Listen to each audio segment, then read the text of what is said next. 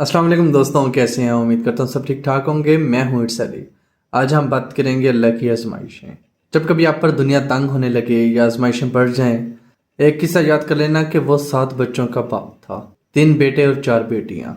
उनका पहला बेटा 2 साल चंद माह की उम्र में दुनिया से रुखसत हो गया। दूसरा बेटा 15 माह की उम्र में दुनिया फानी से रुखसत कर गया।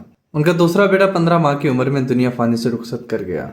तीसरा बेटा जो था वह 17 माह की उम्र में वो भी दुनिया फानी से रुखसत कर गया। और इनकी पहली बेटी की शादी हुई, वो 28 बरस में वो भी दुनिया फानी से रुखसत कर गई। और इनकी दूसरी बेटी की शादी हुई, वो भी 21 साल की उम्र में दुनिया फानी से रुखसत कर गई। तीसरी बेटी भी शादी के बाद 27 बरस में दुनिया फानी से रुखसत कर गई।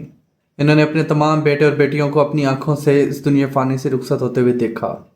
और इनकी अपनी राहलत के वक्त, दुनिया फानी से रुखसती के वक्त, सिर्फ इनकी एक बेटी जो है वो उस दुनिया पर रह गई थी। क्या आप जानते हैं कि ये वो कौन सी शख्सियत थी? ये कौन थे? ये हमारे प्यारे नबी सल्लल्लाहु अलैहि वसल्लम थे। हमारे आखिरी नबी सल्लल्लाहु अलैहि वसल्लम उम्मत के गमखार थे। मोहम्मद सल्लल्लाहु अलैहि वसल्लम बिन अब्दुल्ला थे। जब भी आपको कभी किसी सख्त आजमाइश का सामना करना पड़े या दिल चीर देने वाले गम का सामना हो, आप प्यारे नबी सल्लल्लाहु अलैहि वसल्लम की आजमाइशों को याद कर लिया करें। इसके अलावा उन्होंने अपनी उम्मत के लिए कितनी मुश्किलातें उठाई, कितनी मुश्किलों का सामना करना पड़ा।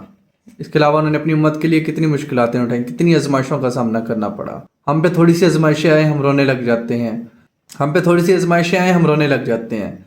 वो प्यारे नबी सल्लल्लाहु अलैहि वसल्लम पे कितनी आजमाइशें, बहुत सी तकलीफ़ें उठाई, बहुत सी आजमाइशों से गुजरे, फिर भी अल्लाह का शुक्र अदा किया। हमेशा अपने रब का शुक्र अदा करते रहे।